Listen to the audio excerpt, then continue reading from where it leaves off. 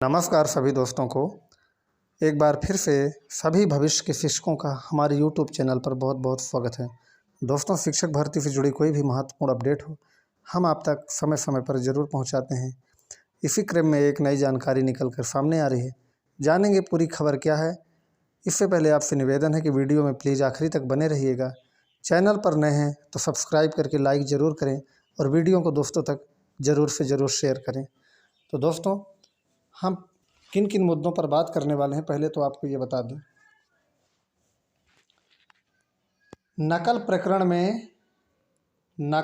प्रकरण भर्ती परीक्षाओं में अगर नकल पाया गया तो इसके लिए आजीवन कारावास का प्रावधान लागू किया गया है। उसके अलावा हम बात करने वाले हैं कि जो नवनियुक्त शिक्षक उन्हें 100% वेतन के बारे में जल्द निर्णय हो सकता है। साथ में हम बात करेंगे वर्ग दो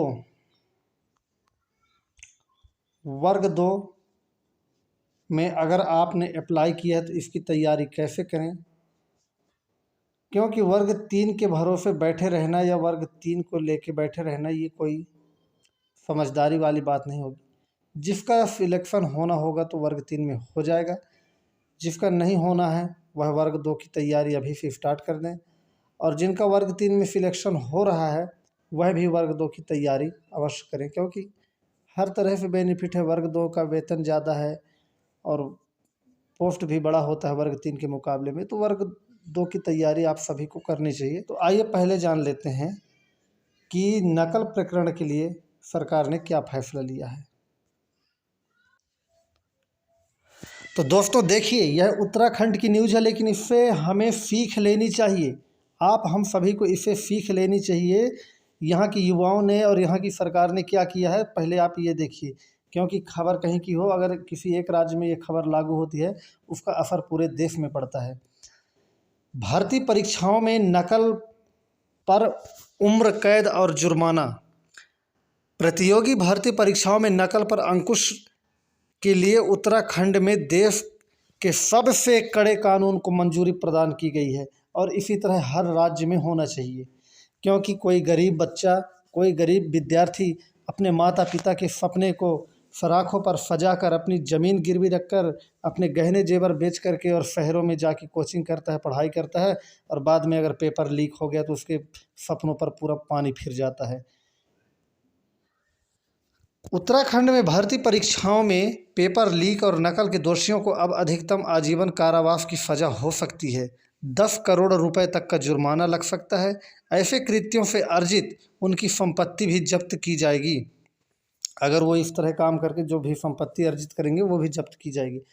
देहरादून में सबसे बड़ी संख्या में बेरोजगार युवा पेपर लीक के विरोध में प्रदर्शन कर रहे हैं। ये सबसे बड़ी बात है कि यहाँ के युवाओं ने प्रदर्शन किया। उत्तराखंड में हाल के दिनों में VPDO, वन दरोगा, JE तकनीकी और सहायक लेखाकार परीक्षा के पेपर लीक हो चुके हैं। इससे राज्य के लगभग 5 लाख अभ्यर्थी प्रभावित हुए हैं। तो दोस्तों, यहाँ पे आप देख सकते हैं किन किन परीक्षाओं में पेपर लीक हुआ। इससे परेशान वो युवा बेचारे करें तो करें क्या। तो उन्होंने क्या किया, प्रदर्शन किया पेपर लीक के खिलाफ। तब जाके यहाँ की सरकार ने बहुत अच्छी फैसला ली है, उत्तराखंड सरकार ने, कि उम्र कैद और साथ में जुर्माना भी लगाया गया है। 10 करोड़ रुपए तक का जुर्माना लगा है, और साथ में जो इस तरह काम करके उन्होंने जो संपत्ति अर्जित करी है उसको भी जब्त करने का यहाँ पे नियम प्रावधान बनाया गया है। तो इसी तरह होना चाहिए दोस्तों हर राज्य में, क्योंकि भर्ती परीक्षाओं में पेपर लीक करवाना ये बहुत बड़ा अपराध है। इससे हज़ारों गरीब युवाओं के, और गरीब हो या ना हो, कोई मेहनत से अगर पढ़ाई कर रहा है, गरीब हो या अमीर हो, तो उसको उसके मेहनत का फल मिलना चाहिए। तो इस तरह से रोक लगनी चाहिए हर राज्य में। साथ में दोस्तों, यहाँ पे एक और खबर है, मध्य प्रदेश से है। पुरानी पेंशन को लेकर शिक्षक संघ का धरना प्रदर्शन आज।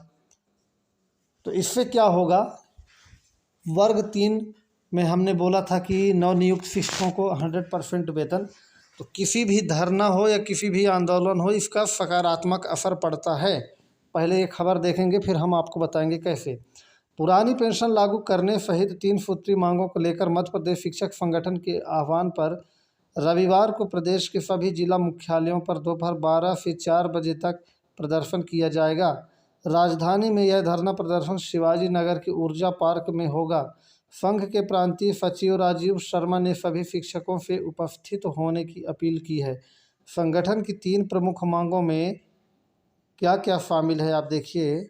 नंबर 1 है यहाँ पुरानी पेंशन, फिर है पदोन्नत पदनाम, और नियुक्ति दिनांक से वरिष्ठता, मतलब कि जो अभी नई भर्तियां हो रही हैं, नियुक्ति दिनांक से वरिष्ठता के साथ साथ समयमान और क्रमोन्नति वेतनमान शामिल है। तो अगर सरकार यह मांग मान लेती है तो जो वर्ग 3, वर्ग 2 और अभी वर्ग 1 की नई भर्तियां हो रही हैं, इनमें फिर नियुक्ति दिनांक से ही आपको 100% वेतन मिलेगा। और दोस्तों, जो 70, 80, 90% का नियम है, यह कहीं ना कहीं गलत नियम है। इससे विद्यार्थियों के साथ गलत हो रहा है। उन्हें शुरुआत से ही पूरा वेतन मिलना चाहिए। अब दोस्तों, हम बात करें कि वर्ग 3 की, जैसा कि आप जानते हैं मेरिट लिस्ट में लगातार देरी हो रही है। अब मेरिट लिस्ट को लेकर के वर्ग 3 को लेकर के बैठना ये समझदारी नहीं है। हमारा आपसे विनम्र निवेदन है कि आप क्या करें, वर्ग 2 की तैयारी करना स्टार्ट कर दें। अगर आपने फॉर्म भर दिया है तो ठीक है, नहीं भरा है तो 13 तारीख इसकी लास्ट डेट है। अगर आप इसकी योग्यता रखते हैं तो आपको ज़रूर इसमें फॉर्म भरना चाहिए और आप इसकी तैयारी कर सकते हैं। अगर आप तो इसके लिए आपको कौन कौन सी रणनीति बनानी चाहिए। पहले तो आपको जो मुख्य विषय है, मुख्य विषय में आपके कितने नंबर दिए गए हैं, 120 नंबर दिए गए हैं। मुख्य विषय में 120 नंबर। आपको 120 नंबर की तैयारी के लिए पहले आपको ज़्यादा ध्यान देना है अपने मुख्य विषय में। और बाकी के जो सब्जेक्ट हैं, आपका CDP हो गया, हिंदी, साथ में इंग्लिश इत्यादि सब्जेक्ट, ये सभी मिला के केवल 30 नंबर के हैं। तो आपको 30 नंबर पर कम फोकस करना है। 30 नंबर में आप कम फोकस करिए, इन सब्जेक्ट में आप कम फोकस करिए। हालांकि आपने वर्ग 2 दिया है तो आपका वैसे भी बेसिक मजबूत होगा। आप अपने मेन सब्जेक्ट की तैयारी करिए। मेन सब्जेक्ट में क्या हो गया, सामाजिक विज्ञान हो गया, सामाजिक विज्ञान, फिर विज्ञान, गणित, हिंदी, अंग्रेजी। तो ये हो गए आपके मुख्य विषय। अब हिंदी और अंग्रेजी मुख्य विषय दोस्तों वही होगा जिसका ग्रेजुएशन में हिंदी लिटरेचर या इंग्लिश लिटरेचर होगा। तो आप इस तरह से इसकी तैयारी कर सकते हैं। दोस्तों, अब मैं आपके उज्जवल भविष्य की शुभकामनाओं सहित आपसे विदा लेता हूं। फिर एक नई वीडियो में मिलेंगे, तब तक के लिए नमस्कार, जय हिंद।